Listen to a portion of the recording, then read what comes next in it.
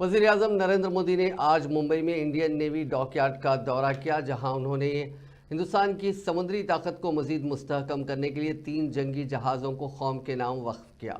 इन जहाज़ों में INS सूरत, INS Nilgiri और INS एस वाकशेर शामिल हैं, जो मेक इन इंडिया मुहिम का हिस्सा हैं और मुल्क की दिफाई सलाहियतों को मजीद बढ़ाएंगे। वज़ीर-ए-आज़म मोदी ने इस मौके पर कहा कि तीनों जहाज़ मेक इन इंडिया के तहत तैयार किए गए हैं और उनका मकसद मुल्क की सलामती में नई ताकत का इजाफा करना है। ये जहाज़ दहशतगर्दी और मंशियात की स्मगलिंग जैसे खतरात से इलाके की हिफाजत में मदद करेंगे। उन्होंने कहा कि इस कदम से हिंदुस्तानी बहरिया को मजीद मजबूत बनाने में मदद मिलेगी और दुनिया भर में हिंदुस्तान की बहरी ताकत का पैगाम जाएगा। साथियों, बहुत लंबे समय तक बॉर्डर और कोस्टलाइन से जुड़े कनेक्टिविटी इंफ्रास्ट्रक्चर पर उतना ध्यान नहीं दिया गया। बीते 10 सालों में इसके लिए भी अभूतपूर्व काम हुआ है।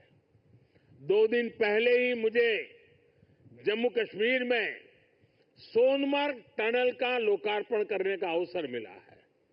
इससे करगिल, लद्दाख जैसे हमारे सीमावर्ती इलाकों तक पहुंचना, उसमें बहुत आसानी होगी, सुलभ होगी। पिछले साल अरुणाचल प्रदेश में सेला टनल का लोकार्पण हुआ है। ये LAC तक हमारी सेना की पहुंच को आसान बना रही है। आज शिंकुल्ला टनल और जोजिना टनल जैसे अनेक क्रिटिकल इंफ्रास्ट्रक्चर पर तेजी से काम चल रहा है। भारत माला परियोजना से बॉर्डर एरिया में शानदार नेशनल हाईवे का नेटवर्क बनाया जा रहा है।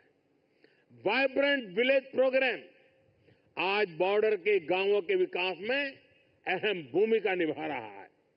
बीते दशक में अपने दूर सुदूर के आइलैंड पर भी हमने फोकस किया है। जहां कोई भी नहीं रहता, उन आइलैंड्स की भी रेगुलर मॉनिटरिंग